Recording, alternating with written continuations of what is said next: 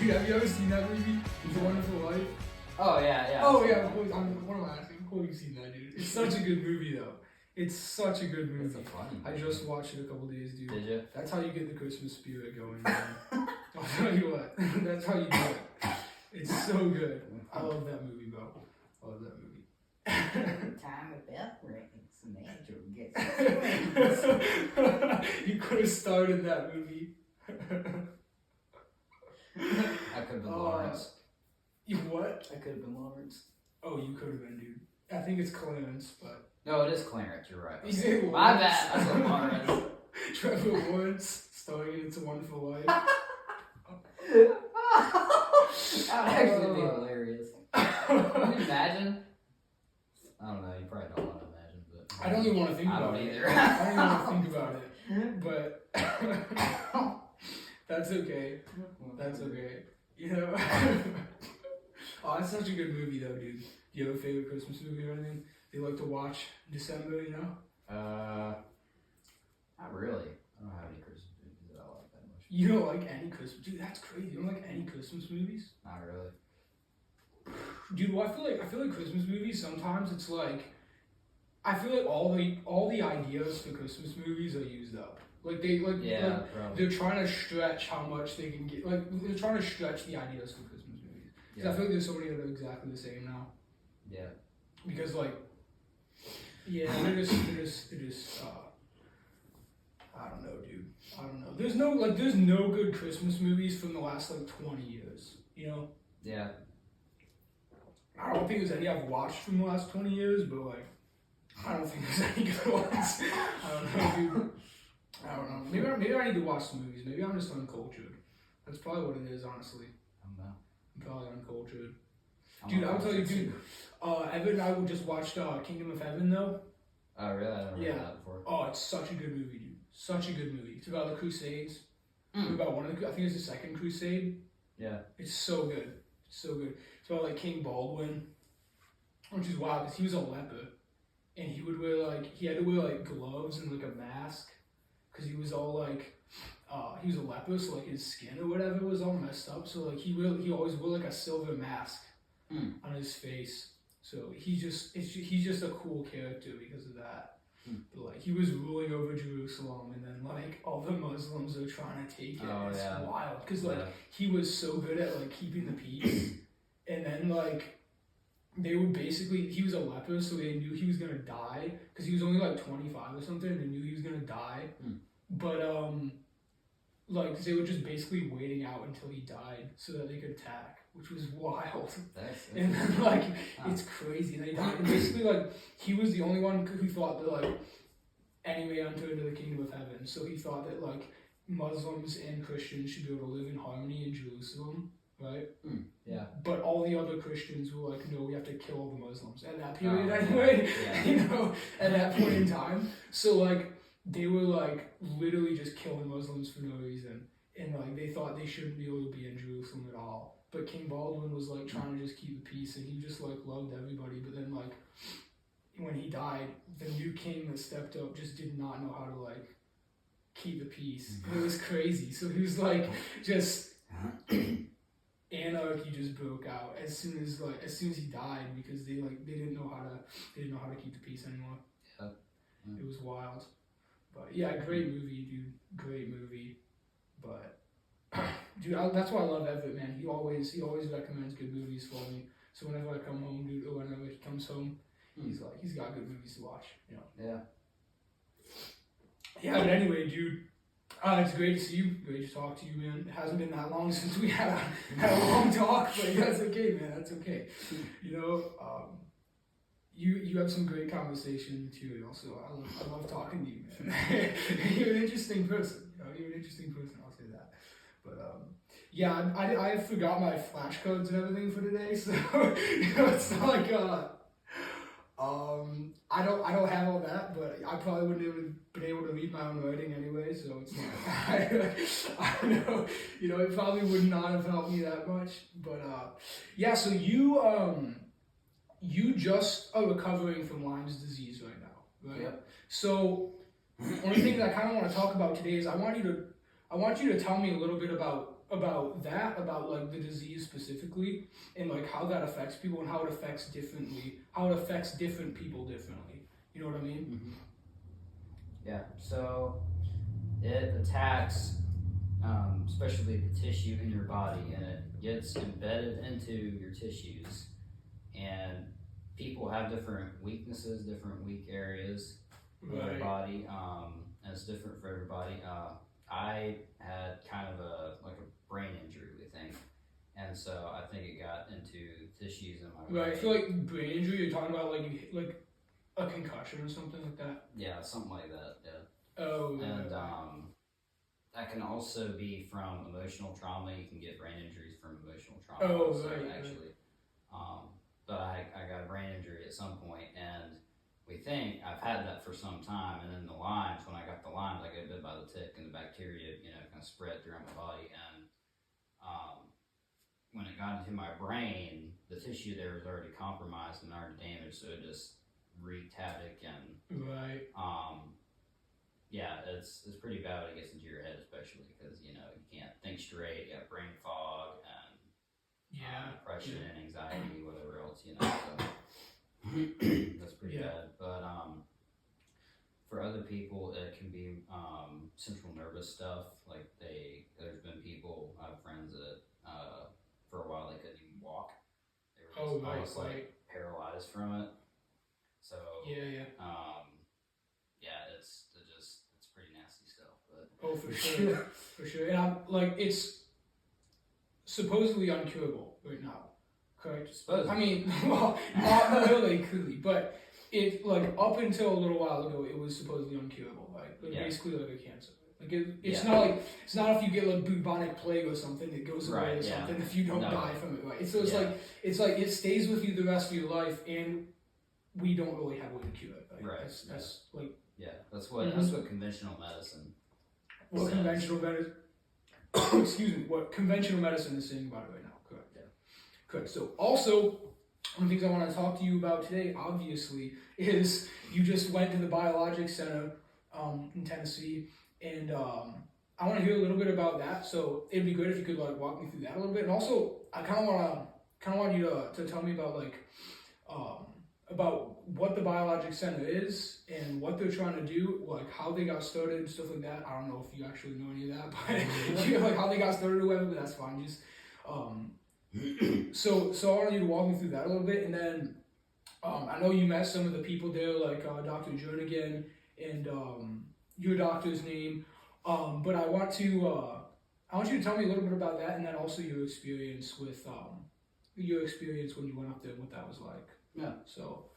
So they got started back. I think it was the 1990s or the early 2000s in Missouri, Kansas City, Missouri, and Dr. Jernigan started it, and they were there for a while, and they treated a lot of people. They did very well, but eventually I don't know exactly why, but I kind of have an idea they got in trouble with powers that be, just because they're not exactly mainstream medicine, and so they had to leave and go to Tennessee, and they've been there for a good many years now, and most of what they do is based on electromagnetic frequencies, and so... Wait, that's phage therapy, right? Yeah. I read through some of David Jernigan's stuff on LinkedIn or whatever, and he was talking about phage therapy. Yeah.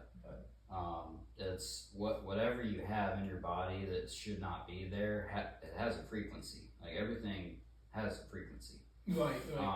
And so they figured out the frequencies of all these things, so they have ways of testing for those frequencies, and based on what they find with that, they'll give you a certain phage.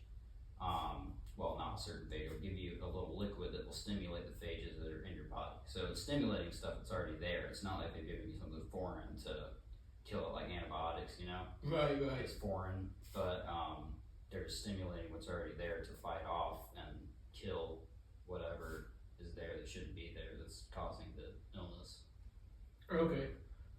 Yeah, that's interesting. So I'm a little bit interested about what it was like because I've never been to anything like that. I've never even been to like a holistic doctor. The closest thing I've been to that's like that is my chiropractor, and he just like pushes on me. So like, you know what I'm saying? So, what was it like? Going up there and like, what were some of the therapies and stuff? I know you talked about off camera some of like the therapies and stuff they did up there. So, what was that like? Yeah, it was interesting. A lot of them I'd never heard of before, and those people I haven't heard of, I'm sure. But some of them were kind of more mainstream. Like we did hyperbaric oxygen chamber and stuff like that. Right, I've heard that's good. Yeah, that was very helpful. And then we did some other things that were not so mainstream, like a head magnet, which I don't understand entirely how that works. But you lay down on this table, and they got like a magnet up here, and it pulls toxins out, supposedly. Okay. Like I said, I don't understand how that works. But Right. well. And trying to think what some of the other ones was. They gave you a lymphatic massage. That was very nice. They had I imagine. that was my favorite one. Yeah, I'm sure. And they did an infrared sauna, which was really good. Trying to think of some of the other ones. That's all I can think of right now. But I think you said something to me about like shining light or something through. Oh yeah, yeah. That like, yeah. If I didn't know that the people there were Christians, I would have thought they were like doing like witchcraft. It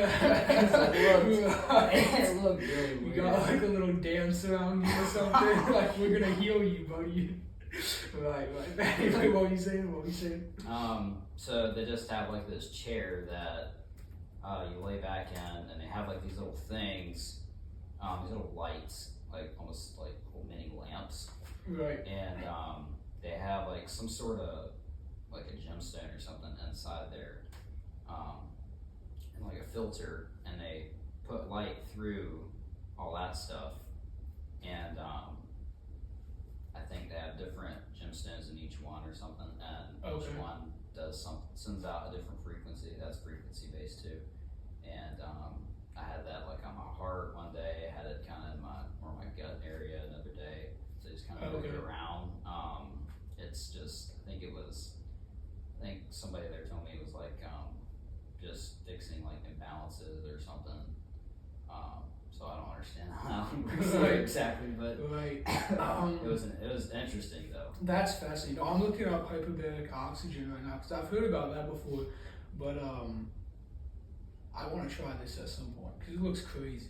Because it's like a tank or like a little shell you go into, right? Yeah. It says hyperbaric oxygen therapy increases delivery of oxygen to the body by providing pure oxygen in an enclosed space with higher than normal air pressure, which is crazy. Well, what's it like when it's like higher pressure though? Because like if you go up to if you climb Mount Everest or whatever, right? There's like low air pressure. Yeah. Like you can't breathe. So like, is it like when you get in like higher air pressure, is it more oxygen? So like, can you breathe better, or is it like not really feel different at all? No, I think you breathe about the same. You do feel kind of like you're compressed. Almost. Maybe you feel like you feel like you're on. Maybe you feel like you're on an airplane. Maybe that's the best. Do you have something like your ears are popping a lot? A lot. Right.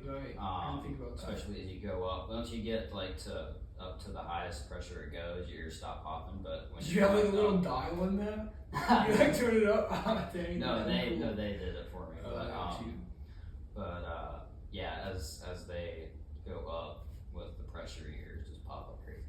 Dude, have you ever been in like an airplane and you bought like a bag of chips or something? And it, like, when you get up to like 30,000 feet or whatever, it like puffs up and pops. Oh, I haven't. You ever seen that? It's crazy, dude. It's actually funny. It's hilarious. But like, when like the little flight attendant brings you stuff or whatever, they're all like, sometimes they'll all be like puffed, like depending on what altitude you're at, they'll all be like the chips will be like all puffed up. Like, which is cool. Puffy I chips. guess I don't know. Yeah, well, not like the actual chips. I know. You get like Cheetos become cheese puffs, dude. No, that would be hilarious though. Ruffles But, yeah. puffed. Ruffles puffed. Ruffles but puffed. Yeah, dude. It sounds good. I would eat it, dude. I would eat it. Dude, speaking of hilarious, I couldn't help but notice when I walked into your bathroom, dude, the pee before this thing, dude, that you have a fish in your bathroom. Dude. Oh, That's tough, dude. Like, I'm sorry, but that fish must be traumatized, dude. No, he looks the other way. We taught him how to look the other way. So he's fine. That's Brain crazy. Damage to his brain. I don't know, dude. I feel like that's animal cruelty, though. You know, I feel like that could be. When I go in there, it's definitely Might get animal arrested. cruelty, but Oh, dude, you might get arrested. You might get arrested for animal cruelty. I don't know. it's actually not my fish. That's my sister's fish. It's your sister's fish. Yeah. Alright, dude. Alright. I guess that was her idea then. I think so. Okay. Anyway, dude, I kind of want to. So you met Jernigan, right? You met Dr. Jernigan. Yeah. What was he like? Or what impression of him did you get? I was very, very smart. That was the impression I got of him. He's also very tall. He's like 7 feet tall. Yeah, that's crazy. Like, Maybe it's no nice to exaggeration. oxygen. Maybe it makes you, because you know, like when astronauts go into space or whatever, Oh yeah. they get the spine or whatever gets stretched, and Yeah. they get it like grows that way, and they say Yeah. that. Dude, I wonder if the same thing happens. Dude, I I think I should come back a little taller. Maybe I'd be taller than 5'4.5", but 5. Wait, that's actually not tall. Didn't Maybe get my 5'4", money's worth. 5'4.5". yeah, 5'4.5". Yeah, wait, stand up real quick, dude. Stand up. We gotta see this. Yeah, about 5'4". I see it now. I see it now. Yeah, that's what it looks like. I guess that's what it looks like. Anyway, what did you? So you got to talk to Jernigan a little bit, and I know you talked a lot with your doctor, and you still talk to him a lot. But so like, I know obviously they're not into the mainstream medicine, right? Because well, it's pretty cool. But tell me a little bit about like what they say about mainstream medicine and the problems that they have with that. Yeah. So one of the biggest things is that mainstream medicine, largely what they do, not all of them, but a lot of them, more often than not, is what they do is they don't treat the root problem. They treat the symptom, and they give you prescription drugs for the symptoms. And that's largely, you have like a stomach ache or something. You go to the doctor, he writes you a prescription for some, whatever, something to help the stomach ache. But, maybe you have like dysbiosis in your gut or something. And that pill for the stomach ache is not going to fix the main problem. It's just going to hide it until the main problem gets more serious and you start having other symptoms, elsewhere. So, you go back, they write you another prescription, and it's just kind of this endless cycle of them writing you prescriptions. And that doesn't fix anything, and that's one of their biggest problems with mainstream medicine is they don't fix the root problem, they just, cover it up with prescription drugs and stuff. Yeah, I can see that. Dude, but Trump and stuff is always talking about like getting prescription drug prices down. Right? Oh yeah. But it feels like we need to fix that problem instead. Yeah. That feels like treating symptoms a little bit too. Yeah. Right? Yeah. Because the whole problem the reason that them being so expensive is a problem because everybody keeps going. They have to have so many prescriptions for everything. Yeah. Right? Yeah. That's interesting. But yeah, I'm not qualified to even talk about that.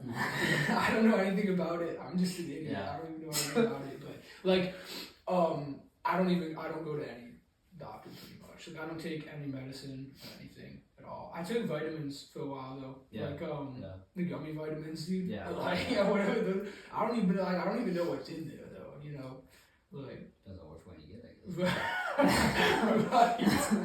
Right, yeah, I guess it depends on which one you get, but like, yeah, I don't even know what's in there. I don't even take those anymore. But like, I don't even take allergy pills or anything. Because like, as far as I can see, like, there's not that much that you actually need a doctor for if you do it the right way. Yeah. Right? Like, well, yeah. I'm not saying like if you look, obviously some people like have a problem that like, dude, like if you have cancer, like, Yeah. eat more vegetables. No, that's probably not gonna fix it. But like, you know, most of the time, if you don't have like cancer or something, or you don't have something you're born with, right? Like, my brother has cerebral palsy. That's what it's called, right? Cerebral palsy. Yeah, right. But my own brother has it. I should know what it's called. But yeah, like you're born with something, obviously. Like, and some people have that. So my brother, like, he's fine. Like, he can just walk around and stuff. But like, if you like, some people have it bad enough that they have to be in like a wheelchair or whatever, unless they take like prescription for it, which I'm pretty sure there's a prescription for it, but I don't actually know. But I think that's the case. So obviously, if you're born with something like that, then it's a problem. But usually, like for me, I don't need, like, I feel so much better, and I feel like my mind is clear and my body feels better if I'm just like off everything. You know, if all I need for medicine is just to eat right, you know, and be active, obviously. Yeah. Being active, but and I feel a lot better when I run and stuff too. Oh yeah. Because like cardio is so important. Because I feel like just generally feeling better. I mean, obviously, it's important for your heart and everything, but like cardio makes you feel so much better.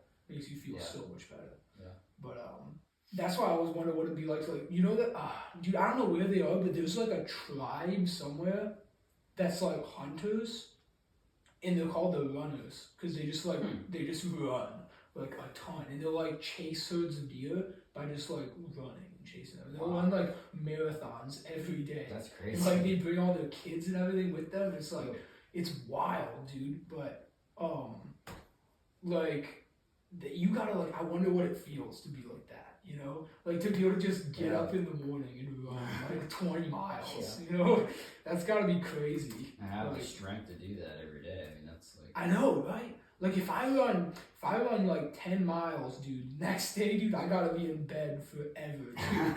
You know, like I have to be in bed. Okay, I can't find it, but I promise it's a real thing. No, like they've gotta, like I gotta be in bed, you know, like I'd be, my legs would be sore, like my chest would be sore, like I'd be, you know, it wouldn't be good. But that's gotta be crazy. That's just crazy stamina. But yeah, it's wild. But you're a Bobby Kennedy fan, right? Yeah. Yeah? Definitely. For sure, dude. For sure. Like, you send me stuff from him sometimes. But like, like, you talking about like holistic medicine and stuff. How do you think that's all gonna change? Like, with the current political situation? Or do you think it's gonna change at all, really? Or if so, like, what changes do you think are gonna be made? Yeah, well, right now, insurance does not cover holistic and alternative medical treatment. Really? And I think I'm hoping at least that will change. I think it might. I don't remember for sure, so don't quote me on this, but it seems like somebody, I don't know, it may have been RFK or somebody said something, I think, about insurance maybe covering alternative medical treatment. So that would be really good, because a lot of them are very expensive. Like Biologix is very expensive, right? And a lot of people can't afford that. Right, heck, most people can't even afford their prescriptions from CVS. Yeah. Like, you know, it's hard to, that's gotta be tough. But and I think too they have to be very careful what they say and what they do. They're not really allowed to actually diagnose anything, or they'll get in trouble with the DA or whoever. Right. Big pharma or whatever. Which that's kind of crazy, honestly. Yeah. I mean, obviously doctors know something, and they should be the people like diagnosing. But David Jernigan's a doctor too. Yeah. Right? He's a doctor too. So like, it seems like there should be, just because he's not working for like a hospital, it seems like he should be able to diagnose people, right? Yeah. Right. And he can treat people, so that's kind of strange. Yeah. But I find that strange. Yeah. But, It is a little. That's a little strange, It is. Yeah, man. I don't know. I think there's gonna be. I don't know if it's like politicians trying to make a big deal of what they're gonna do and they actually can't do, but I feel like there's gonna be changes. You know what I mean? Well, I know there's gonna be changes, but I feel like there's gonna be more than we've had like we had from Trump in 2016, not 2016. Yes, 2016. Yeah, I don't know what I'm thinking. My years are all messed up. I don't know why, but yeah, 2016. I feel like there's gonna be some serious changes because Trump is like, I feel like he's on a like warpath to come through with some clarity from the government and stuff, because I mean that's like the subject of a lot of his speeches and stuff. He thinks the government is corrupt and there's not clarity, and I'm hoping there's gonna be some changes there. Yeah. But I mean, you never know. And like he's also got people like J.D. Vance, who I think J.D. Vance is brilliant. Honestly, I'm glad. Well, Trump is a little bit like a monster. He needs someone like Vance to be there to like keep him under control a little bit. You know what I mean? To balance it out and to just be like a cool-headed person to help him through making decisions and stuff. Yeah. But he's got great people like J.D. Vance and he's got Bobby Kennedy, and I think those people are going to help him make some serious changes because Trump, he's not an expert on everything, but then if he has somebody like Bobby Kennedy who spent his whole life studying stuff like that, he knows what the problems are with conventional medicine and what the problems are with like our diets, which are horrible, and you know what I'm talking about? Yeah. So Trump probably doesn't know that, I don't think Trump is in the greatest of health either, but with Bobby Kennedy, he's probably going to be able to make changes there, right? Oh yeah, I think so. And hopefully the right changes. Yeah. No, I think that in 2016 he was kind of new to politics. Right, he was like a contractor. Yeah, he was kind of he was in a lot of ways he was kind of trying to figure out the system, and now and he had a lot of people around him that were not helpful. And, that's gotta be tough though, dude. Yeah. You get into office and you've never been in politics in your life, and you have to like pick your office. That's gotta be so hard. Yeah. You're basically going off what other people tell you. Yeah. I mean, for the most part. Pretty much, yeah. Which that's crazy. And you don't know who to listen to, really, because I don't know who to listen to. Yeah. Right? How would he? Yeah. How would he? Yeah. It's crazy. Yeah.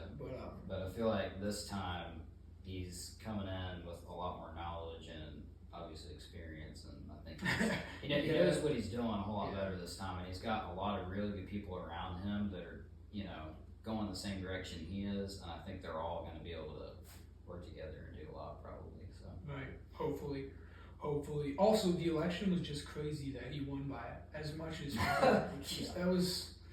I mean, I honestly thought it was going to be close because you felt like that was like. Yeah. I don't know, but going up to it, you felt like it was going to be really close. Like everything, like the pollings, like it's within the margin of error or whatever. It's like 2% or whatever. Yeah. Where you have like they're at 50-50, but it's like it was almost like wow, okay. Yeah. But Trump says all the polls are bullcrap, though. Well, yeah, it's because and clearly they have to be. Yeah, they have to. Yeah. Because I think I don't even know if this is true. I gotta fact check this stuff, but I'm pretty sure I heard somewhere that it's like when they call for polling, Democrats are more likely to like participate in the poll. That's probably so. It's probably like it bound or whatever. But that's I don't even know. Don't quote me on any of these. I don't even know if any of that's true. But yeah. I'm hoping it's good for democracy though. Because. Yeah. I was starting to get worried there. Yeah. I was starting to get worried. Because when you get too much, because democracy only works when, democracy works really well in theory when the people decide, right? But it's not really democracy anymore when you control all of the media to where they can only take in a certain information, and then they're not really deciding, right? Because if you're only feeding people one side of the story, then there's only one kind of opinion they can make about it. So it's not even democracy is kind of not what it is anymore. Yeah. You know what I mean? So that's why I think I don't have any social medias or anything, right? Because I prefer to just stay off of it all. But I think one area that social media is actually really good, especially with like X right now, is that anybody can say anything, right? So like you can't control all of it to where people are only getting fed one side of the story, right? Or like because if you have like all you have is like news channels, then you have talking heads, right? And like that can be manipulated so easily. Like it's like you look at like if you look at like the news platforms, it's like this one's Republican and this one's Democrat, and this one's like, and if like that gets unbalanced, then all the news is Republican or all the news is Democrat or all the news is liberal and all the news is conservative, right? And it's so hard to balance that. But with social media, it's way easier to balance the information that people are taking in, right? So I think it's a good thing. I mean, that's like one of the few ways I think it's a good thing, but I think it is a good thing, you know? Yeah. But yeah, man. Yeah, that's crazy. Did you watch that podcast episode I sent to you? Mm-hmm. You didn't watch it? Oh man, that's sad. Yeah, That's sad. Man. It's good though. It's good, but it's crazy. Dude, also, can we talk about if we're gonna talk about UFOs, do we need to not talk? No, that's fine. But like, can we talk about the fact that they literally had a congressional hearing about UFOs a little while ago? Did they? They did, yeah. I watched the whole thing because I'm a nerd. But like, it's crazy, dude. Like, because if it was like the 50s, it would have been like UFOs aren't real, right? And how like the U.S. government is having congressional hearings about people who are coming forward and saying this is what these are, right? Which is just crazy. It's just crazy, and there's just so much right now too, right? There's just so much. That's like the drones or whatever over New Jersey. Yeah. Like, I don't even know what to think about all that, dude. It's like, and there's so much because you have like, you know who Commander David Fravor is? No. You know, dude, he was the guy. He was like the Air Force pilot who apparently saw UFOs or whatever.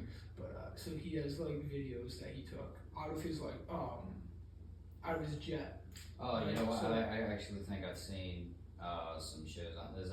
That's from like a series called like Unidentified or something. They had it. It's probably on there, dude. It's probably on there. Yeah, I think I watched some of that. I found it very interesting. Yeah, dude. But anyway, I'm gonna try and find it real quick. But that's like, there's like so much crazy stuff right now. You know what I'm saying? Like, and you don't know. Well, first of all, you don't know what to believe, and second of all, you're like, when people are talking about this stuff, you're like, there's like, I don't even know if like there's like drones over New Jersey or whatever. And people are like, it could be like ours, it could be China's, right? And like you're like, I don't even know because it's so crazy. There's so much. That's one of the things about social media. I don't know if it's like there's just so much more weird stuff flying around in the sky these days, or it's like there's just so much more access to like the videos of stuff like that, right? Yeah. Well, it's probably a lot of this stuff. I mean, the UFO stuff is the technology involved with that. I think is probably most of it is fairly new. I think the videos of these things flying around and these drones. Right. So I think that part of it is that a lot of it is just really new.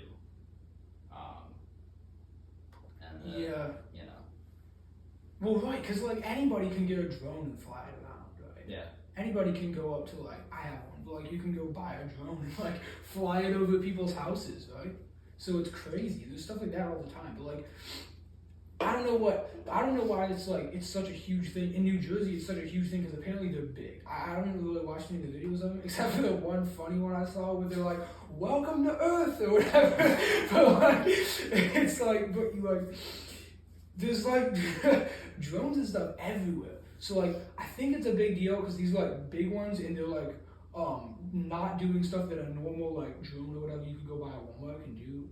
But it's just crazy. It's just crazy because like the U.S. government having congressional hearings about that is just like, okay, it's getting to a point where it's like, I mean, something weird is there. Yeah. Something weird is happening. Because like it would be absolutely insane if China could get a drone, fly it over New Jersey, and not just one, like 50 drones, and just fly them over New Jersey, and then like we can't figure out what it is. Right? Like we're like, what is that? Like, which is crazy. And like the government's like, well, we don't really know what they are, you know, but just keep paying your taxes. Like, wait. Don't we pay like 50% of our income so that you keep us safe? Like your job is to know what the drones flying over the city are, right? Yeah. Which is like, I don't know. That's just wild to me. And it feels like there's no effort to even like, other than the fact they just had a hearing. But other than that, you know, it's like, it seems like there's no effort to actually figure out what's going on. You know? Because it's clearly something weird. It's clearly something weird.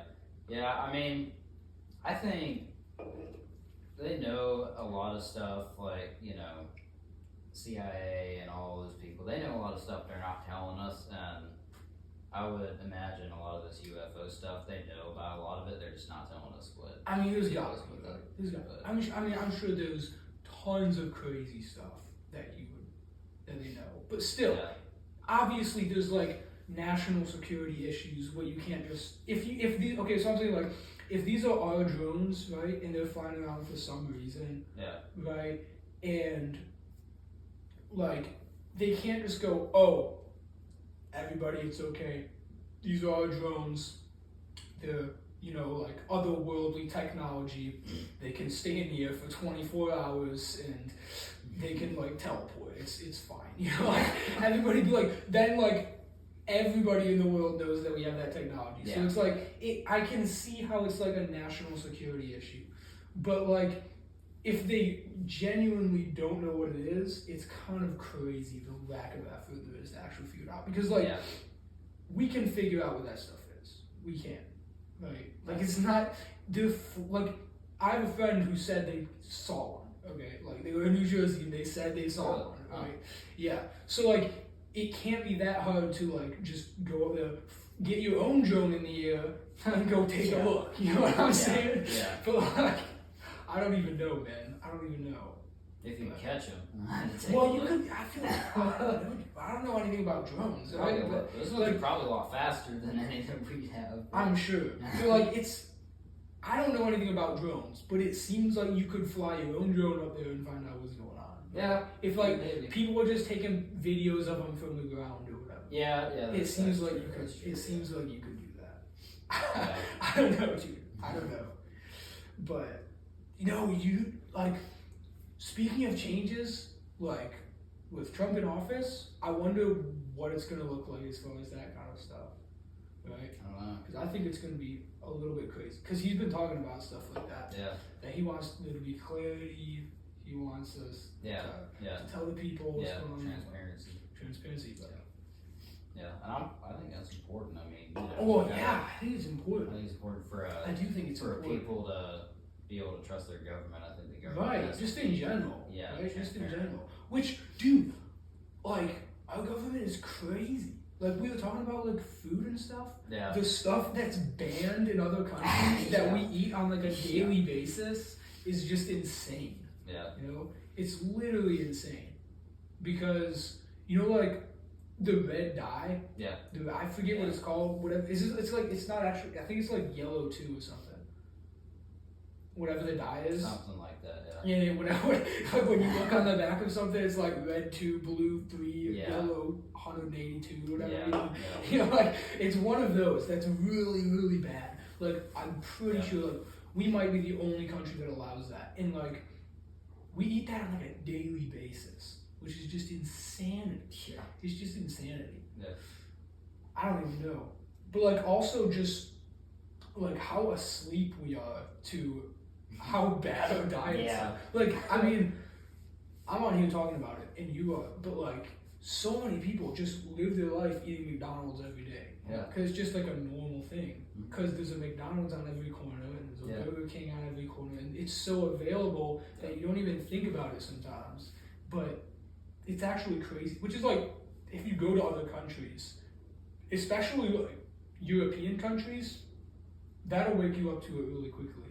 Because you're like, wow, you know, people eat McDonald's here and they're like, what is this? They're like, what is this? It's terrible, you know? Which, I don't know. It's just crazy, you know? Yeah. Just crazy. And all the stuff that like Bobby Kennedy talks about, it's just wild. Yeah. And I hope there's changes as far as that goes. I hope there's changes in that area more than anything else, really. More than anything else. Yeah. Because I think that is of utmost importance. Oh yeah. Currently in our country. Yeah, for sure. Well, and people think, you know, if the label says healthy or whatever, or it's got this many grams of this or this many grams of that, they say, oh, it must be good for me. And, you know, what they're not telling you is like it's got this much sugar and all this artificial stuff, and it's genetically modified, and it's been sprayed with pesticides, and it's, you know, this, that, and the other. Right. I mean, they can put an organic logo on label on anything, right? Yeah. And be like, and it's like, all right, it must be good. Like, and make it $2 more expensive. Put an organic label on it, and people are like, it must be healthy. But like in reality, that is like, we don't really know what organic means when it comes to it, because they're probably still not genetically modifying it, but like spraying with pesticides and stuff. You're still getting that, right? So it's kind of crazy. I don't know. Yeah, organic stuff is not genetically modified. Right. I think that's technically the definition of it. There's organic and there's non-GMO, and those are two different things. They're not the same thing. Non-GMO is just not genetically modified. Organic is not genetically modified and not sprayed with pesticide, I'm pretty sure. Now, I don't know if they put something else on it, but I'm pretty sure they don't put pesticides on it. Alright. Like toxic chemicals, you know. We're going to ask Dr. Google. Organic refers to products or practices that avoid synthetic chemicals and GMOs. Okay. In agriculture, it means foods produced with synthetic fertilizers or pesticides. Okay, so I was wrong. There's no synthetic fertilizers or pesticides. Okay. Yeah, that's what I thought. But... Okay, you're right. Clearly, you've looked into this more than I have. Well, we try to eat mostly organic. My mom's all about the organic. So. Dude, I definitely respect that. Because it's so easy. Just like. Yeah. Because it's so available and like to just pick it up and eat it, right? Yeah. Like, I mean, heck, I don't even know what's in this stuff, dude, but I drink a lot of it. I don't think it's that bad, but... You want a liquid death, dude? No, I'm good. I'm good. Come on, dude. Nah, we're podcasting, man. Liquid death? I better not. Last time I had it, oh, man, my stomach was doing somersaults. Doing somersaults? Well, is it just like a carbonation? I kind of think that's what it was. It doesn't usually bother me, but well, no, because I had that poppy. Okay, I don't know. What poppy's good. By the way, we're not sponsored by Liquid Death. They're receiving free advertising. You know?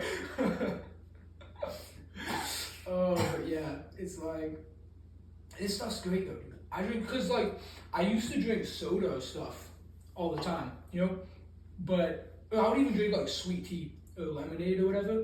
But this stuff's great, because like, I mean, we're literally talking about how horrible food is, but like, this is literally, it's carbonated water, agave nectar. Yeah. Yeah, that's what it is. I don't even know what agave nectar is, but I'm pretty sure it's fine, right? I'm pretty sure it's fine. But, I'm gonna look that up, actually. Alright. Make sure it's not okay. Hang on. Nice sounding phrase for something that's terrible. Right. Because we do that, too. We do that. Yeah, right? definitely. We label things with something that sounds really pure. And like, oh, it's actually not that good. Like high fructose corn syrup. I mean, it almost sounds bad, but like, it's terrible. But like for so long, it was in stuff and nobody cared. Yeah. Like, nobody cared. And a lot of people still don't care. It's a good point. It's a good point. Most people still don't care. Agave nectar, also known as agave syrup, is a sweet syrup made from the filtered juice of the agave plant. Oh, that's so there's some kind of drugs, dude. I a would explain a natural lot, actually. a natural alternative to sugar and can be used in cooking and baking to add a unique, delicate flavor. Okay, to your that's food. Okay, yeah. I think it's probably fine. It's not like cousin to marijuana or something. So, well, we're good. I hope not. I hope not. But it's completely possible. No, I'm pretty sure I've seen agave stuff before, and I'm pretty sure it's fine. Because you can look at this. You can buy like a bottle of agave nectar. Like, look at this. Just drink it raw. Agave in the raw. Wow. That's interesting. That looks hardcore. It looks like a flask of Yeah. I know. I feel like I want to try it. I think I want to try it. That's crazy. It looks like maple syrup or something, or like a whiskey. You know? That's what it looks like. Some malt whiskey. Yeah. No, it's that color too. It's that color. But I don't know, man. But yeah, I like it, dude. I like it. I think it's great. I drink some of it. Yeah, I know. Yeah. Oh, dude, I gotta pee. Do you want to take a quick bathroom break? Sure. Alright, let's do it.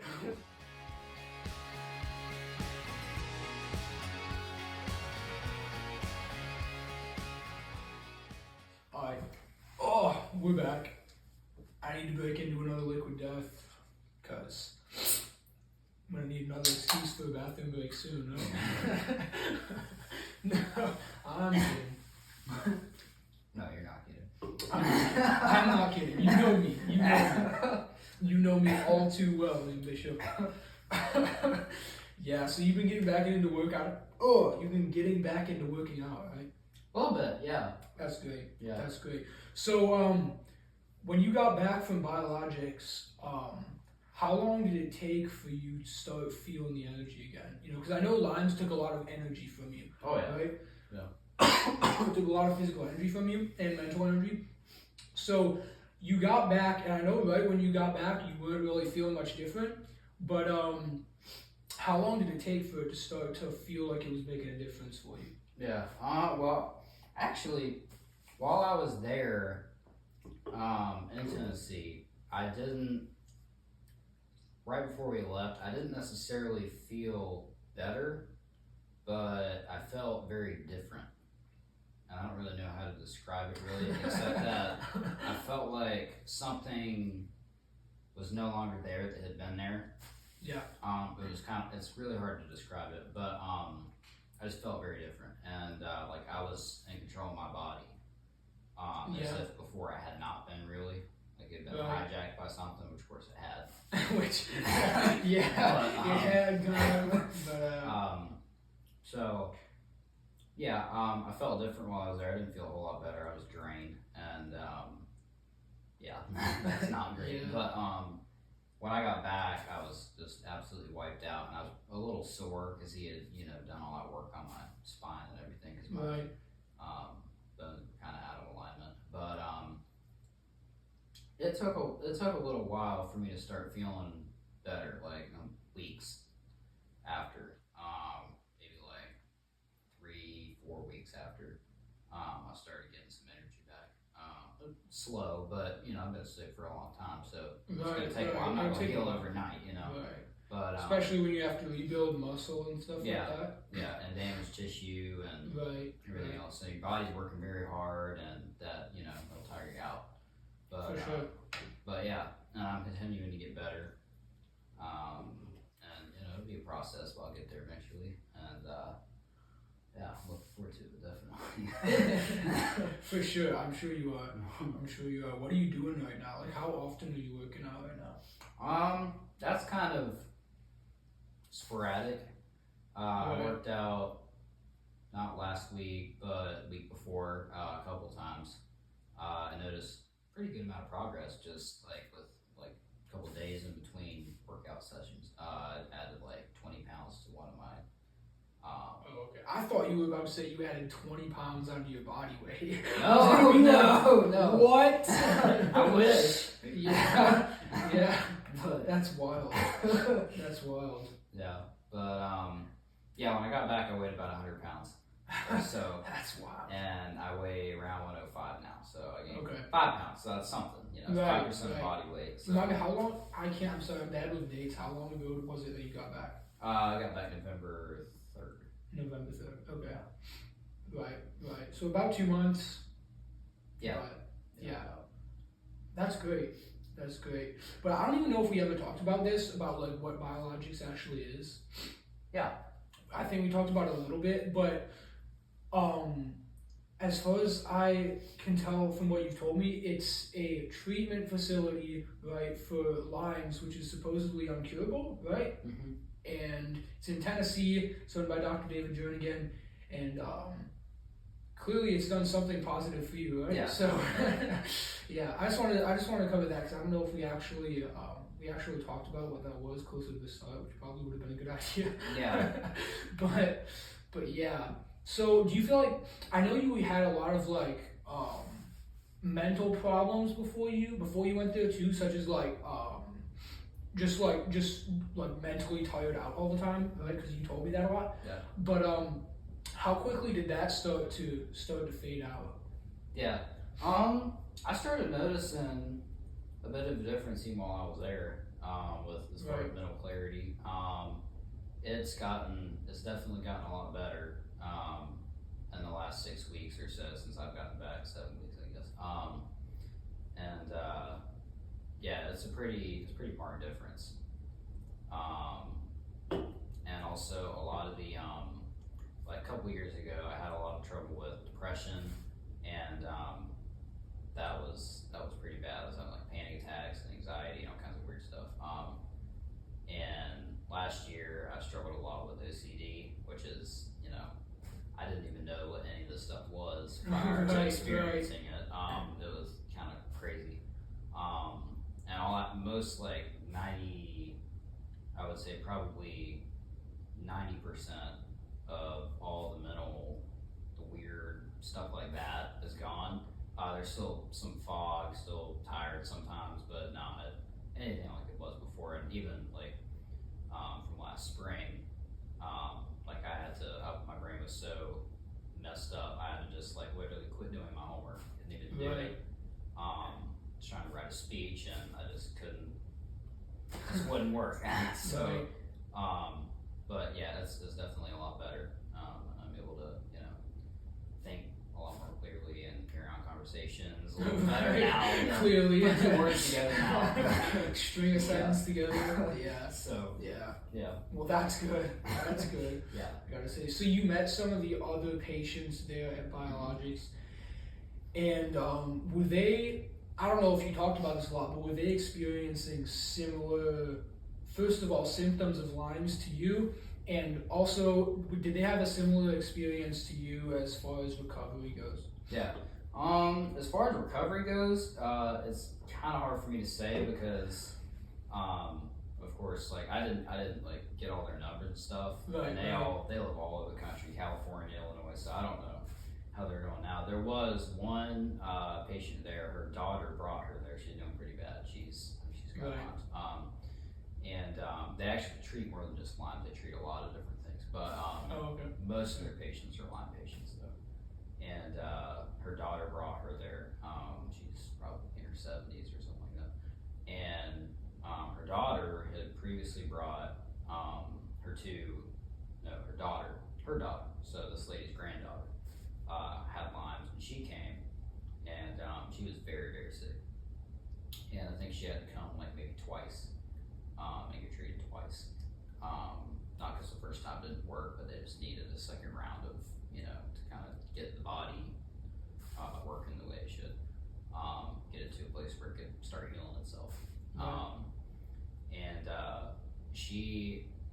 You don't feel great when you leave, but over time, she brought her, like, she went a few years ago, and she's now doing very well. She got stronger over time, you know, 6 months, a year, 2 years, whatever.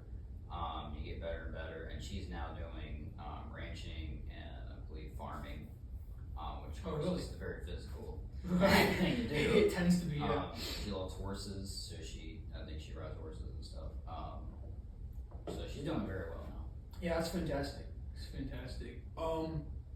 So like, how was like the community there? Because I know it's probably a pretty close knit community, at least actually there at the Biologix Center, because Lyme's isn't that common, I don't think, but it's definitely a struggle, and struggling tends to bring people together a lot, right?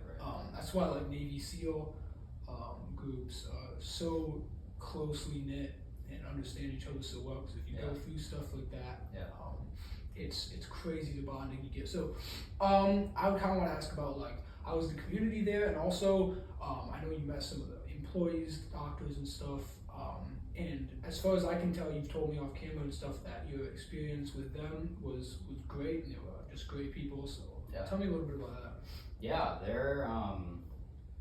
they're really, really great people. They're very caring people, very kind people. A lot of, well, not a lot, but some of them.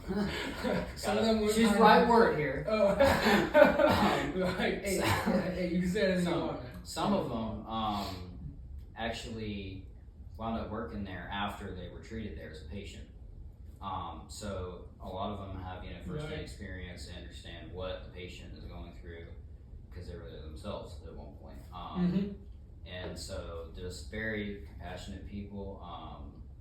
And if you're having kind of a bad day, they understand that, and they're just very encouraging, and they genuinely care, and that's for medical treatment. That's something that it means a lot, and it's kind of lacking a lot of times in a lot of our healthcare. I feel like people are just there, it's just a statistic or whatever. But these people actually care. You're not a statistic to them. You're a person, and they treat you as an individual. They don't give you like this one size fits all thing, and whatever special needs you have, they try to work with those. Like my blood sugar was dropping a lot, and so I would have to step out of therapy or something and get a bite to eat. First couple days I was there, so that they're just they're very caring, and they really do a good job. That's great. So you would 100% recommend? Oh yeah, definitely. That's great. Yeah. That's great. Yeah, I know Lyme's is a struggle for a lot of people. I've known a couple other people who have had it, but I know it's really difficult because there's not a lot of other people who you could relate to who have it, right? And it's also just very physically and mentally tasking. It's really difficult. So it's good to hear about that. That at least somebody is on the cutting edge of the technology to try and find a solution to that right now. And it's good to hear about that. You also I think I was reading articles somewhere about how Lyme's actually got started, and there's a lot of speculation. Oh, no, we're going there. We're gonna go there. We're gonna go there. Okay. There's a lot of speculation that it started from some sort of chemical spill or something, right? I don't know. Okay, obviously you're not an expert on it, neither am I. There's no experts on it because, right? And by the way, that's something that's crazy, right? Sometimes when like people are like, "Oh, we talked with a UFO expert," right? I'm like, dude, there's UFOs, dude. The point is that we don't have experts, right? No one's an expert. But anyway, I know you have done a lot of research on Lyme's and stuff though, so I just wondered if you've come across anything that would, I don't want to say confirm or deny, but do you know anything about that? Well, I have heard, actually it was on a Tucker Carlson podcast. Okay, Taco is crazy, man. Yeah. Taco is crazy. Yeah, I like him, he's good. But, and he had this lady on there, I think she had Lyme actually, and she was kind of talking about some of that. And so, I think it was back in the 70s, we had some sort of like biological weapons lab up in Lyme, Connecticut, kind of near Lyme, Connecticut. That would make sense. Yeah, that's why it's named Lyme. But and that's kind of where the first outbreak of it started, kind of around in that area. And they think that it was made there and somehow got out because across the river from that plant is where it started, really. Right. And during, I don't know exactly when, I think it was the 70s too, they were dropping ticks on Cuba as like a biological weapon or something, and those ticks were infected with something, some Right. sort of disease, and so it sounds like they were playing around with infected ticks, and somehow they dangerous, got man. out, That's dangerous, and man. that's what started it. That's flirting with serpents, I think. Yeah, I think I don't. But That was not a good I don't idea, know. but I think bioweapons are a terrible idea. I do too. Right. Because I've gotten them. It's, Yeah. I don't know about that, but yeah, Tucker Carlson's crazy though. You know, he thinks the UFOs are demons. Does he? Yeah, Huh? I hadn't heard that. he was talking about that. Yeah, Was he? he says it's all demons. I'm gonna have to hear that. Believe that. Yeah, crazy. But he has some crazy ideas. Some crazy ideas. I haven't been following him the last year or so ever since he left Fox, so I don't. Yeah. I don't know what he's been saying lately, but I always did like him before though. I'm pretty sure he was talking about Ecclesiastes. Yeah, I think it's Ecclesiastes where it talks about wheels in the sky. Ezekiel. Oh, you're right. Dang it. Yeah. You're right. It's Ezekiel, dude. I'm like. Ecclesiastes was Solomon, but yeah. Oh yeah. Solomon saw wheels All in his the vanity. sky. Dude. All his vanity. The wheels in the sky are vanity. It's all vanity. He was talking about Ezekiel, where it talks about wheels in the sky. Yeah. He says those are the flying saucers, man. But I don't know about that one. that theory is out there though. That theory is out there. That, But I guess you gotta talk to Tucker for that one. yeah. We should have him on. So ask him about the demons. Yeah, I kind of think that's not true, but it's a little far out. I don't know. Hey, somebody's thinking though. You Yeah, know? yeah. Somebody's thinking. Somebody has to consider the wild ideas, right? Yeah. Somebody's Yeah. gotta consider it. Tucker and I'll cover those. Yeah. You and Tucker. I got a lot of wild ideas of my own. That are all true, by the way, but Yeah, no conspiracies, right? No conspiracies. We've talked about that before, guys. We've talked about that. Yeah. I mean, okay, so I don't have problems with conspiracy theorists, right? Because there's been a lot of theories that have turned out to be true. yeah. So I don't want to say, like, conspiracy theories are like, I don't want to say people are dreaming, you know, I don't want to, I mean, some of them are crazy. Yeah. There's no freaking way that's true. But, like, I don't have a problem with conspiracy theories, but I think it's, the main issue I have with it is when people take, like, they see something, or they observe something, right, that's strange, and they try to, well, they'll formulate a hypothesis about it, and then they go look for information, right, and they'll find 1,000 things that don't support it, but if they find that one thing that supports it, Yeah. they're like, it's gotta be true. I've got the Yeah. evidence, you know, Yeah. I've got the Yeah. evidence, really, but look at all this. No, but they're tunnel vision to that. Yeah. Right? So that's what I kind of think about whenever somebody comes up with like some crazy conspiracy theory and they're like, dude, the evidence is right here, you know, it's Yeah. gotta be true. But like, there's also stuff that's like, excuse me, that's like not so far out there, right? And like some stuff starts as one little piece of evidence, right, Yeah. against 1,000 evidence over here, Yeah. and it grows and grows and grows until we're like, okay, we gotta look at this issue because this could actually be something, Yeah. right? So it really depends, and I don't want to judge people who are like have these crazy ideas, right? Because Yeah. crazy's real, Yeah.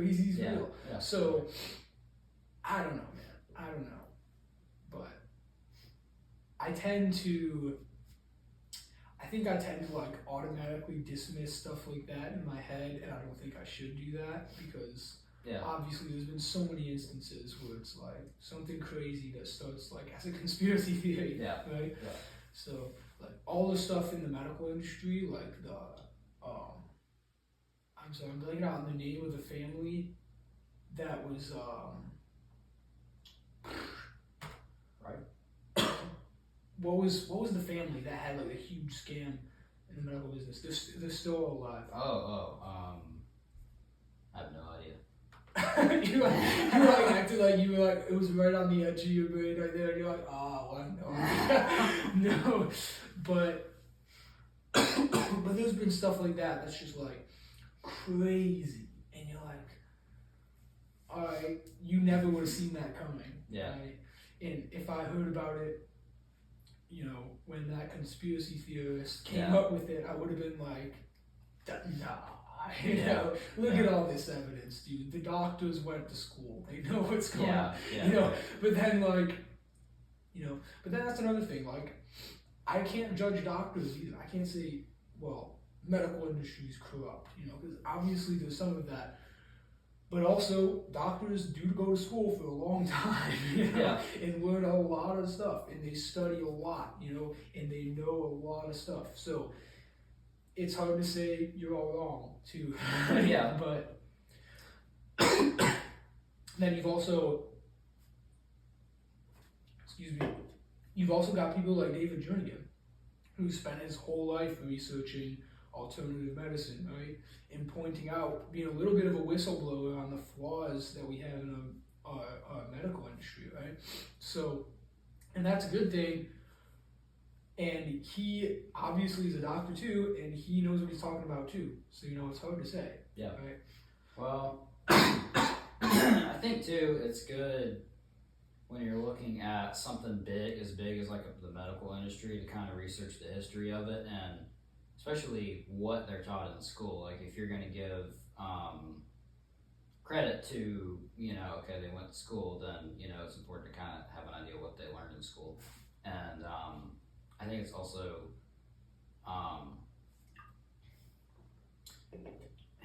it's important that or it's significant that the government, you know, a lot of the schools are government funded, and we know what happens when governments fund schools. Schools, you know, typically have to have a certain curriculum or whatever.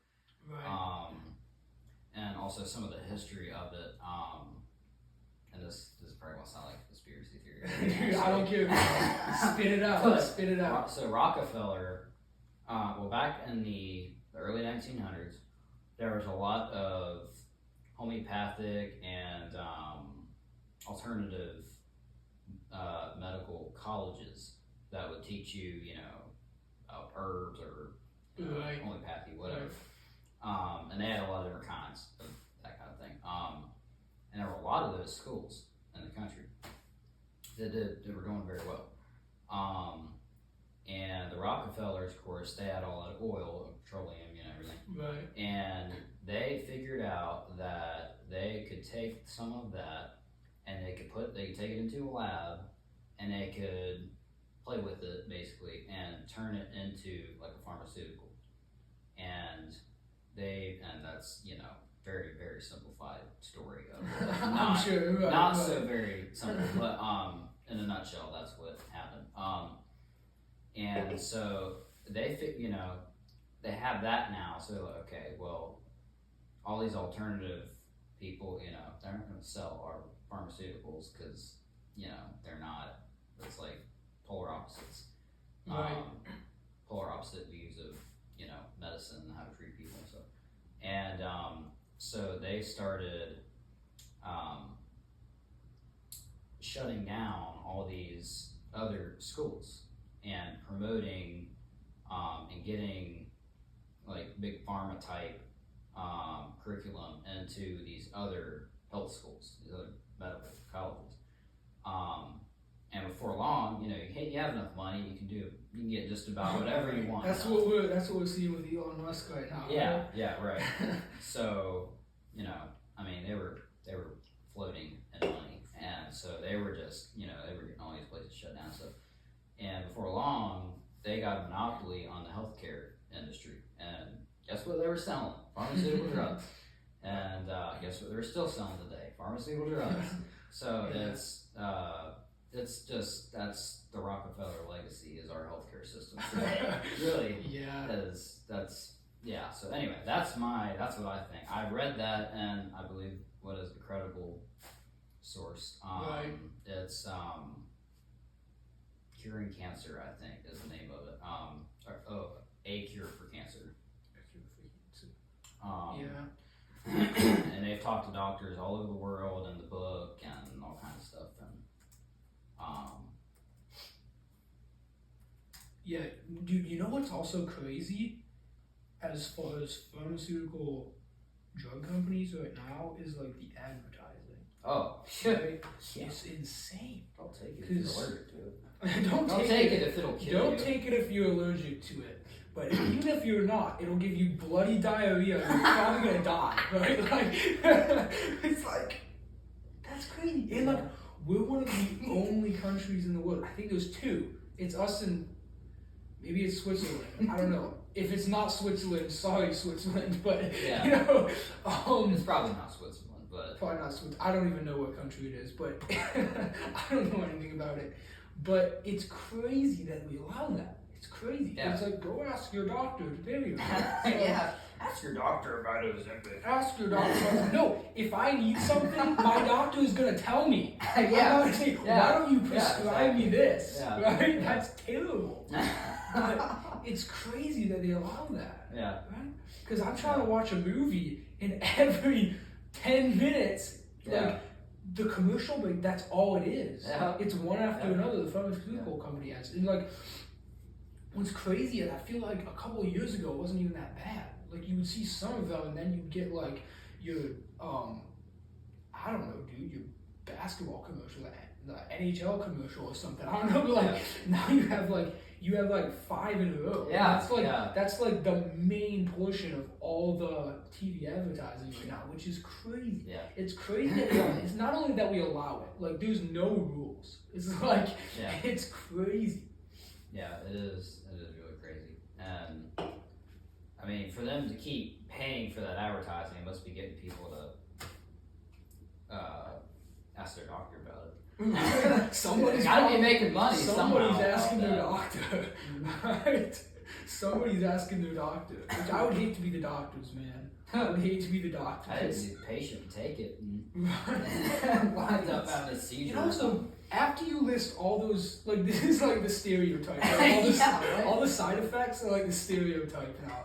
But like once you list all those side effects, do you think I'm gonna go to my doctor and be like, can you give me this drug? Like, I want to have pregnancy problems and like bloody diarrhea, you know, like seizures, right? Yeah. shock, And possible death. You and know? possible death. And it's like little Timmy riding his bike, you know. It's like that's the part that gets me sometimes. Yeah. Is they'll be saying may cause seizures that may lead to death. Blah blah blah blah blah blah.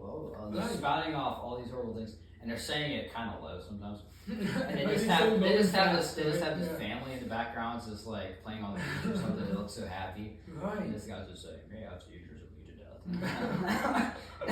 Which I laugh. It's not funny, you know. I laugh, but it's not funny. Yeah. I mean, I used to have a friend who would make. This was quite a few years ago, so it wasn't nearly to the point of these now. But he would make like fake versions of those. It would be so funny. Like you just like. And what's crazy is like most of it. It's like they talk about the drug for like 30 seconds, and then like the other 3 minutes of the ad is side effects. It's like the majority of the advertisement. Yeah. Right? Which is crazy. Which I guess that's the one rule they have as far as advertising. You have to list all the side effects. Or they put like the stuff in like such tiny print that you have to have like you have to be like an inch from the TV with a magnifying Yeah, like glass. who's getting out their monocle to look at the TV screen, dude? Like sitting here trying to watch the Lions or something. like you know, I'm not doing that. But it's crazy, man. It's crazy. I don't even know, but I feel like I don't know. Hopefully, Robert Kennedy's gonna do something about that. I would hope. I would hope so. But I know Trump isn't gonna give him total free reign. But hopefully, hopefully he makes some changes. You know, hopefully.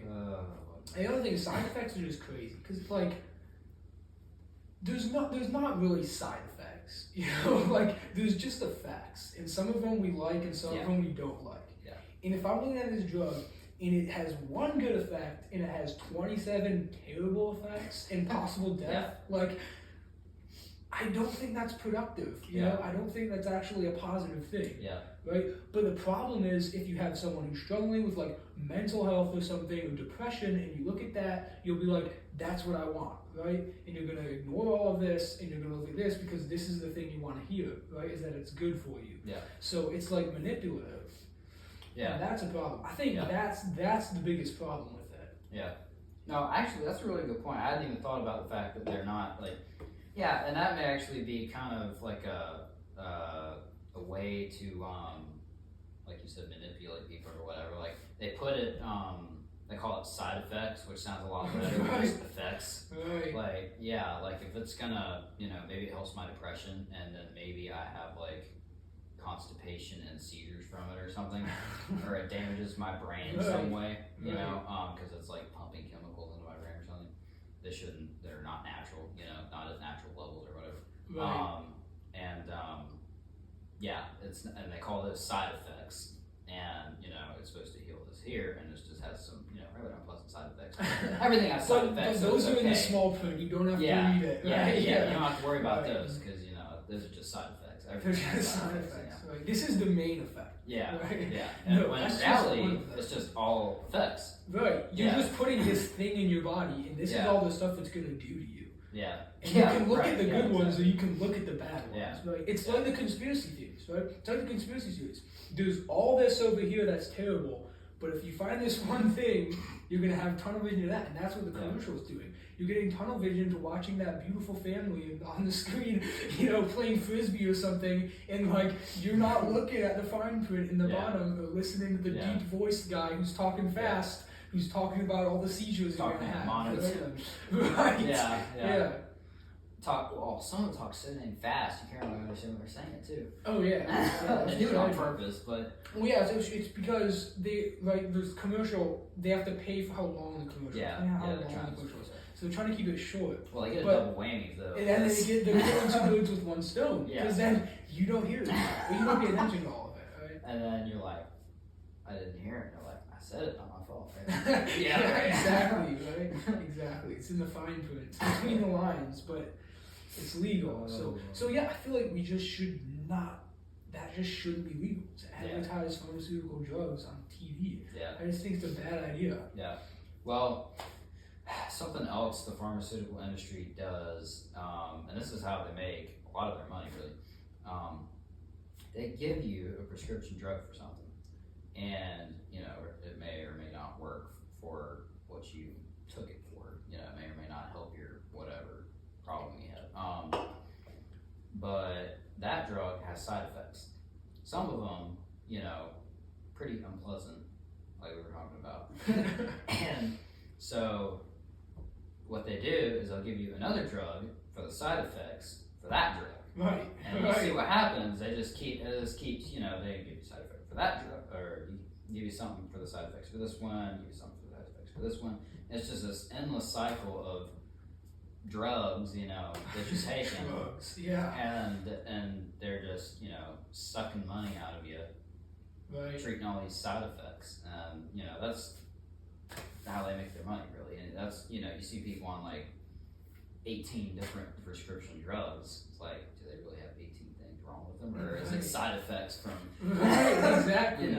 Right. So the other thing that's crazy is like, I know I talked about like, go ask your doctor. Like, the fact that advertising medicine, like you're convincing the people that don't know anything about medicine that this is what they need. That's the easiest thing in the world to do. All you have to say is, we know what we're talking about. This is what you need, right? It'll make you feel better. It'll make you feel better. But like, it's just like that. Like, maybe we should be advertising this to like doctors who actually know what they're talking about. I don't even know what that would look like. Or maybe the doctors should decide what you need, right? And not the people who don't actually know what they're talking about, but they're desperate because they have this problem that they need to fix. So it's like, it's so manipulative and so set up that it's really a problem. Yeah. Well, I mean, one of the things too is, I mean, who's on that commercial? Who is advertising you that product? Not a doctor. It's the company that made it, and they're a business. They're trying to sell this stuff to make money. I mean, it's no different than anything than being a landscaper. Right. I'm going to try to do as much landscaping as I can, do as advertising as I can to get people to get me to come do their yard or whatever. Right. And it's no different with them. They're a business, and they're going to advertise their stuff and try to get people to buy it. I mean, and it may or may not be a good thing for you to take. Probably a lot of the time not. Right. But right. Well, they target certain people too, right? They target you based on the problems that you have. Yeah. Right. Which is crazy because they're paying attention to what you Google. They're paying attention. That there's probably going to be advertisements for aliens on here. When we're done with this podcast, we'll probably have liquid death advertisements. All over my phone. We're gonna have this stuff. But because they're paying attention. And it's crazy. Yeah. Like me and my brother have done experiments before where we call somebody. Yeah. Talk about toilet paper or something for like solid 15 minutes, and guess what you get? Go on YouTube. There's toilet paper ads, which I didn't even know were on YouTube. And it's crazy. Yeah. They're very good at they do. They're good at what they do. Yeah. There's just so much data. There's so many ways to gather data now too. Well, they know so much about us, and I don't think we really realize just how much they know about us. Definitely don't know what they know about us, which is crazy. Which is one of the huge downsides to social media. Yeah. Because it's just a orchard for gathering information, about people, and it's so easy to do with that. So. Yeah. Well, I mean, even just if you have an iPhone, even if you don't have social media, I mean, when if you use Face ID on your iPhone, they know what your face looks like, they have your fingerprint. Right. Right. I mean, they can go commit crimes. I mean, I've never heard of that happening, but it's no different than if you got fingerprinted and you're on file at a police station. I mean, they have your fingerprint and they have a mugshot. Right. They have all they need. Do you think the Apple data center has mugshots of all of us? I don't know. It's they could if they wanted to, though. Chauncey Stevens, and here's his fingerprint, too. He's Googling aliens. And he drinks liquid death. I mean, he drinks liquid that's death. Like everything about you right there. Everything about that's you. All you need to know. It's all that they can impersonate, just like that. Just like that. I'm sorry, man. I need to take another bathroom break, so we'll be back in a minute. All right.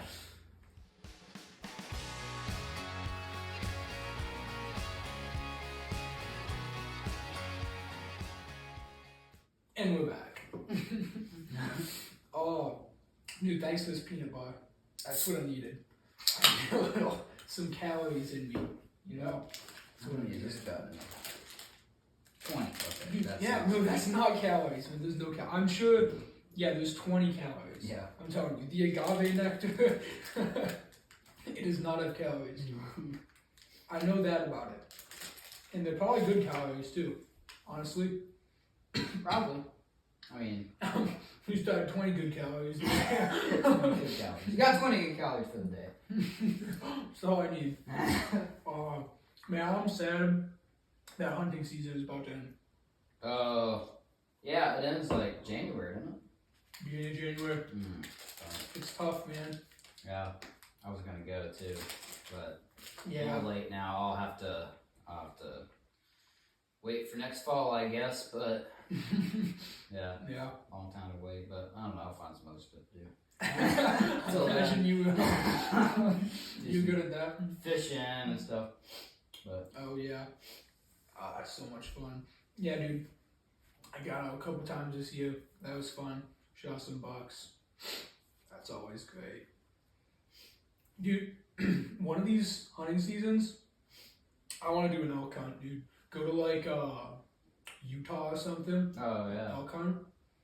That'd be neat. That would be so much fun. Because elk hunting is just crazy, dude. it's just crazy. Like you have to be in like tip top shape Oh yeah. to do elk hunting because it's like the country that you hunt in Oh yeah. is like crazy, right? Like, and you can't do anything in a straight line because you have to stay hidden, right? Yeah. And you have to like stay out of the wind. You have to stay downwind from the elk. So you're like moving through ridges and through valleys and trying to stay hidden and stuff. So you gotta do so much walking, and you can't do anything in a straight line. So it's just like you gotta be in tip top shape. You gotta have your cardio really good. Yeah. And then it's also just crazy because elk is just such an insane animal. Like just looking at it up close, Yeah, it's just they're wild. big. They're very big. Yeah, I saw him when I went to Yellowstone, and that was crazy. It was crazy. It's just such a cool sight. Such a cool sight. Because I'm used to looking at the little whitetails, man. Yeah. Little whitetail deer, and you're like, that's just an insane animal. Yeah. And like the buffalo too. The buffalo out there are wild. Yeah. Dude, we were driving in a van in Yellowstone. Yeah. On the road, in the buffalo, it's technically a bison. I don't think it's actually buffalo. Because the lady in Yellowstone told me, you gotta call them bison, because that's what they actually are. So, my bad, it's a bison. But he walked right down the side of the road, right next to the van, like, with his eye next to the window. And he walked past, dude, I swear, he looked at me like, he walked by. I was like, I didn't do anything to you. It's crazy. Like looking at a bison, like 2 feet from your head outside the window, is just such an insane animal. Giant, I'll bet. Probably as big as a car almost. Oh yeah. Sorry, I'm choking to death over here. But yeah, it's crazy because like you don't realize it until you see them up close like that. Yeah. Like the eye is huge. Eye is massive. It's wild. I can't even imagine being like one of the Native Americans out there hunting those things. With bows and arrows. With bows and arrows, which is crazy. Yeah. And some of the time what they would do is they make these arrows with little tiny arrowheads that would penetrate really good. They would basically just wound the bison and then they'd run them off a cliff. Like, you know, they'd like find a cliff. There's a spot, I don't remember what state it is. It's somewhere out west, but there's like a cliff, and there's like hundreds and hundreds of bison worth of bison bones at the bottom where they all fell off. Because basically they would round them up and run them off the cliff to kill them, which is crazy. Yeah, that's pretty crazy. Like I can't even imagine. Like the way I hunt, you know. Yeah. Like armchair hunting, you know, you sit there. Like, I shoot that deer, you know, I want to shoot that deer. Pop, you know, like, doing that is crazy. That'd be pretty cool. Having to, like, go out and shoot this insane animal with a bow and arrow and then run it off a cliff. Yeah. Like, and if you don't succeed, you, like, die of starvation. Yeah. Which is, like, it's just insane. Yeah. We're very soft today. It's pretty sad. Oh yeah, it's crazy. Like if you just read about what people used to do, it's just insane. It's just insane. Actually, you might want to pull your mic up a little bit right there. It's inside your shirt. There you go. You might want to like re-clip it or something so that it stays outside. You know. Oh, okay. If you take it and clip switch it. There you go. Something like that. Just make sure it's outside. There you go. Thank you. Yeah, that's one of the things I regret when I went to Yellowstone. I didn't find any arrowheads. Because if you listen to like Cam Haines or Stephen Ranella talk, they always say when they go hunting out there, they'll find these arrowheads from the Indians. And like, it's just crazy. It's just crazy. Like to find a stone like napped arrowhead that could be like 2,000 years old. Look at that thing and just imagine like some guy was using this 1,000 years ago to try and stick this massive animal with it. Yeah. Like, it's just wild. It's just like almost surreal to like look at stuff like that. Yeah. You find it's wild. They say they found them here. Look up, my neighbors have found some arrowheads. Oh really? Yeah, which is just, I don't know. For some reason, like, looking at something like that is just crazy. Yeah. It's just crazy. Yeah, it's pretty neat. To think about, like, the history that little piece of rock has, like, that some guy was sitting there holding that, like, napping it on a stone, you know? I watched a documentary about that on Netflix or whatever, it was like, how they make them, you know, they nap it, or they get, like, a piece of flint or whatever, or something that, like, it flakes really easily, but it's so hard, like flint or quartz or something, and then they get like another harder stone, or like a deer antler or something, and they whack it just right to where it breaks off in these tiny little pieces, and they'll do that over and over and over, and they can do it so accurately they can carve it into like a perfect arrowhead, which is just crazy. I'm gonna pull up arrowheads while I'm talking about it. Yeah, my great uncle, he did some farming in North Carolina, and he still lives up there. But he was out there with the tractor, and he wound up turning up a bunch of arrowheads. So he was just tilling his field, and Yeah, I've heard that happens. So he sent some to me actually. You have some? Yeah, I got some. That's crazy. You want to bring them in here? I don't know where they are. That's unfortunate. That's but very unfortunate. yeah, we'll have to do with pictures for now, man. We'll have to do with pictures. Let me see if I can get this image big enough. Oh, maybe not.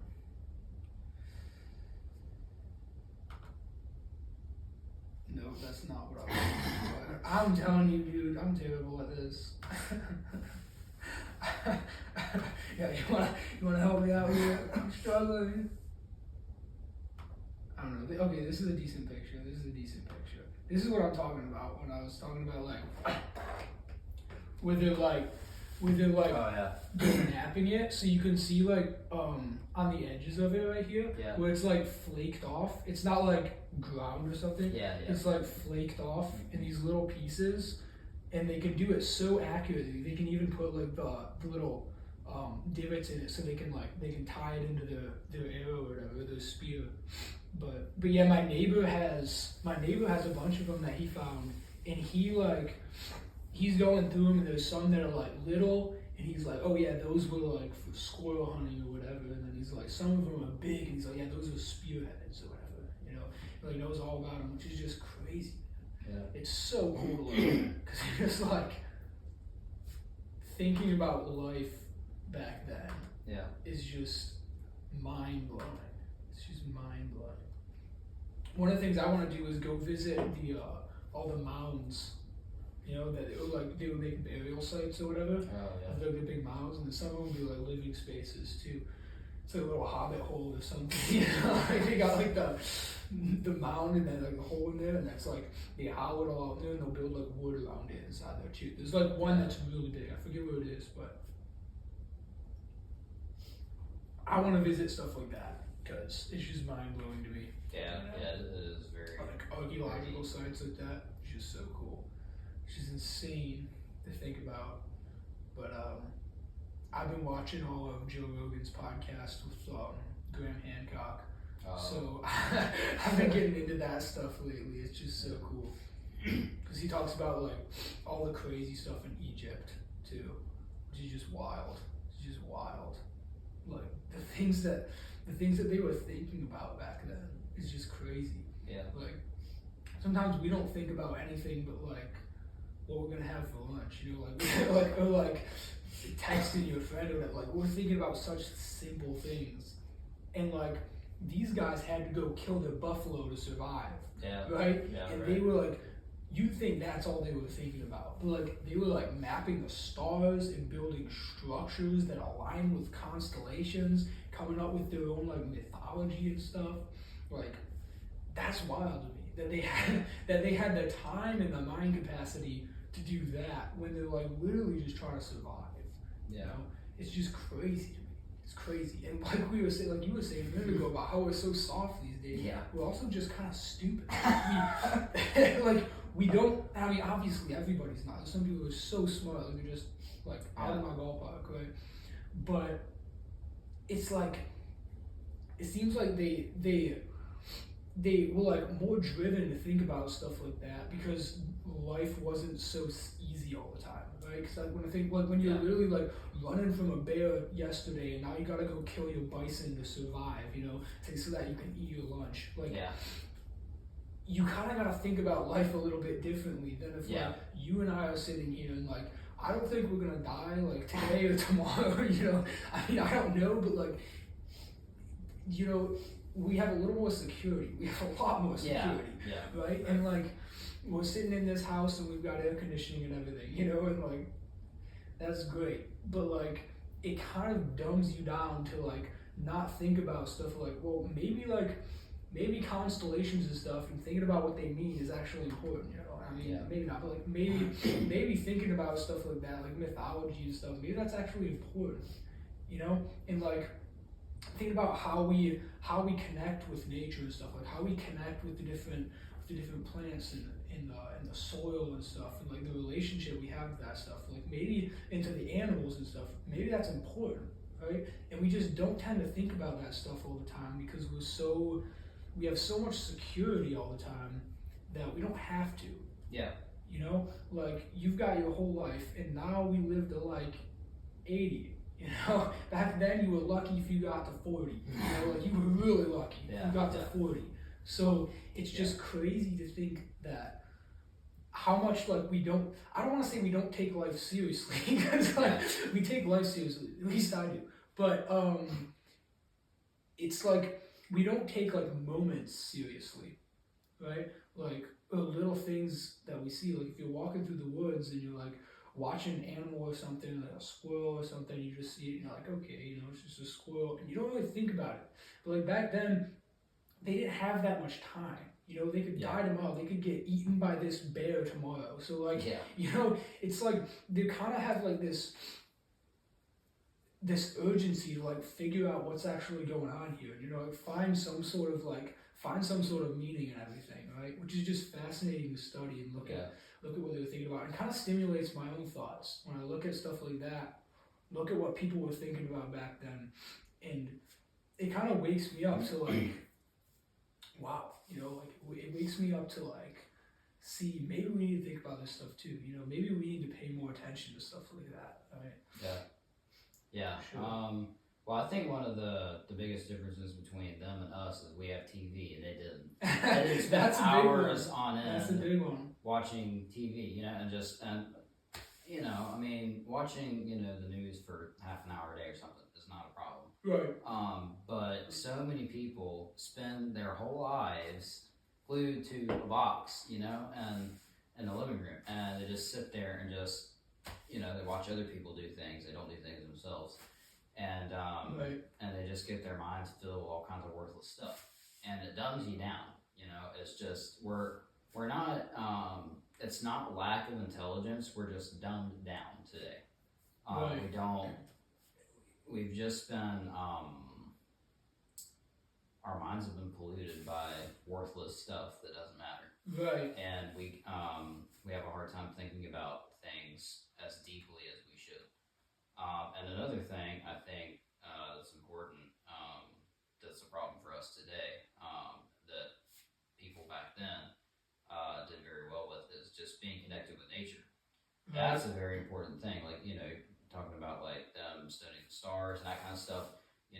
If they were out there living in, whatever the Egyptians lived in, I don't know what it was, but if you're out there, you're literally living outside. You're sleeping outside, you're eating outside, you're hunting outside. Everything you do is outside. And, you live a very natural lifestyle and you're very connected with nature. Most of these people were farmers or hunters or whatever, but everything they did was connected to nature in some way. And, us as human beings, we're created beings too. We're part of creation. So we do best when we're connected with nature. That's just the way we're made. And we've kind of lost that today because, we're modernized. We eat stuff that's not actually from nature. We eat artificial stuff, going back to what we were talking about earlier. We live in big nice houses that are kind of almost like fortresses. Right. You know, keeping there's outside and there's in the house. You know, there's two different things. Whereas before it was the same thing, almost. You know, if you live in Right. teepee, you're outside. You know, Right. so that, and I mean, there's nothing wrong with living in a nice air conditioned house, obviously, but that is something I think we've lost. Yeah. And of course, you know, the desk jobs and everything, sitting in a building for, you know, 8-9 hours a day doesn't help with that. But Right. yeah, so Right. those are two things I think that we've lost that are very important things for us, and I think we'd really do well to try to regain them to some extent. You know. Yeah, I totally agree. Totally agree. Yeah, I think like you said, we have so much information, but since we have the security that I was talking about, and we live in this air-conditioned house, you know, it's like, we don't feel the need Yeah. to go find meaning in things like that, and we don't feel the need to observe the natural world, you know, and observe things for ourselves, and we don't feel the need to like go have experiences for ourselves, right? Because we get so much of our information from somebody telling us, right? Or we read it somewhere, somebody tells us. Obviously, that's good to an extent because information is good and it's good to learn about the world and what's going on, right? But also a big part of it is you have to go out and have experiences for yourself, because being told about things and actually having an experience is so much different. It's like if you go to college, right, and you get this degree, and they tell you, and you go to class, and you either like, I don't know, if you have like a business degree or something, if you're in like marketing or something, you'll do like fake marketing projects, right? Like if you have, you like come up with a business plan or something, or you'll do like fake advertising for something, like for class, right? And then, but you learn all this stuff, but it's so much different than actually going out into the real world and doing that. Yeah. Right? It's like, Yeah. that's why like,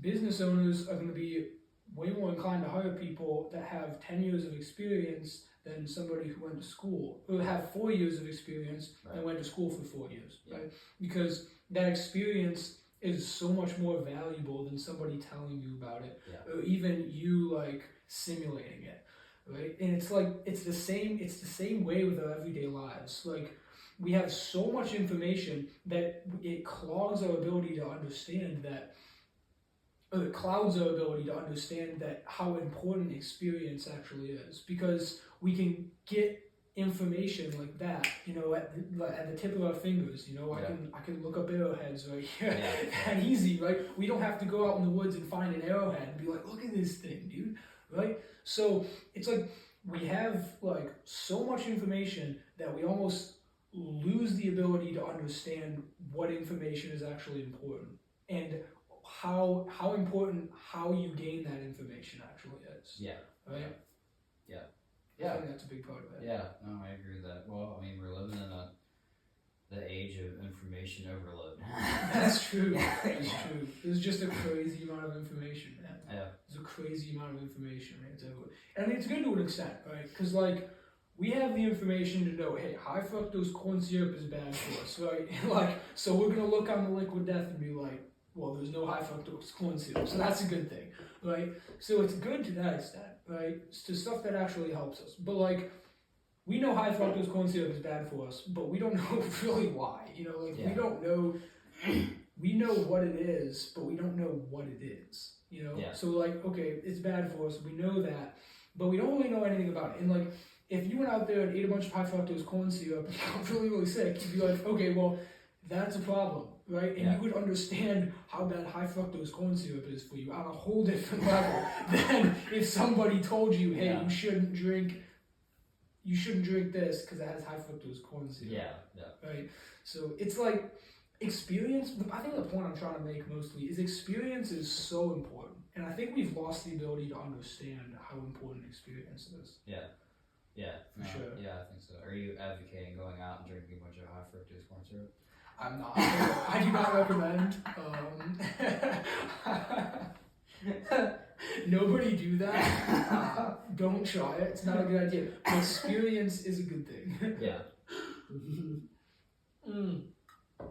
Sorry, I just had to bring it up because I was. Yeah, I know you did. I know you did. Well, we have to have some sort of protocol. We have to say, hey, you probably shouldn't do that. You know, it's probably not a good idea.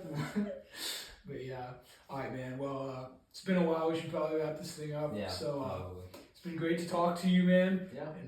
And it's always a great conversation with you. So I'm glad you were able to come and share some of your experience with Lyme's, with Biologix, and hopefully some people listening and watching this will be able to connect with other people who are struggling with stuff like that through the information that we've talked about and through hearing about your experience. So I think that's important, and it's been a great time, and thank you so much for coming on, man. Yeah, it was my pleasure.